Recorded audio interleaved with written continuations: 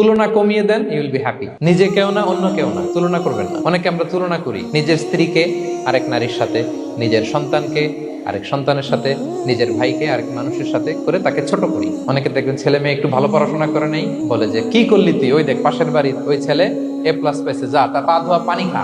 Common কথা, এটার একটা ভালো ব্র্যান্ডিং করা যেতে পারে, মানে A+ পাওয়া ছেলেদের পা ধোয়া পানি, তাই এরকম মিনারেল ওয়াটারের বোতলের মতো বিক্রি করলে ভালো ব্যবসা হবে, কি বলেন? এটা হচ্ছে আমাদের মুরব্বীরা, টিপিক্যাল মা বাবারা এটা বলেন। ভুল করেন, ওনারা বুঝেন না। কখনো কম্পেয়ার করবেন না। এটা করে আপনার ছেলের মনোবল আপনি আগেই ভেঙে দিচ্ছেন। আপনি দায়ী আপনার ছেলে কিছু না পারার কারণে। আপনি সাহস দেন নিজে, পাশে থাকেন নিজে।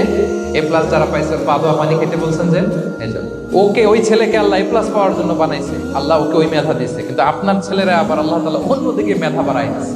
সে ওইটা পারবে, ওইটা ওই A+ ওয়ালা জীবনও পারবে না। আপনার ছেলে যেটা পারবে 10টা A+ হোল্ডার ওইটা পারবে না, কারণ প্রত্যেককে আল্লাহ আলাদা আলাদা ফিচার দিয়ে, কোয়ালিটি দিয়ে, ইউনিকনেস দিয়ে পয়দা দিয়েছে। প্রত্যেককে আল্লাহ অনন্য করে বানিয়েছেন। আপনার তুলনা আপনি নিজেই, আপনার তুলনা হয় না, আপনি জানেন না আপনার মধ্যে যে পটেনশিয়াল, যে কারিশমা, এটা আপনি বের করে আনতে পারেন না। ওই যে ওগুলো বলছে পা ধোয়া পানি খা, লেখাপড়া করলি না, কিচ্ছু করলি না, কিন্তু আপনি দেখা যাবে অনেক বড় ব্যবসায়ী হবে, আপনি অনেক বড় দানবীর হবেন।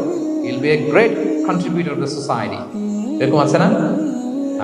এজন্য কম্পেয়ার করবেন না কারোর সাথে।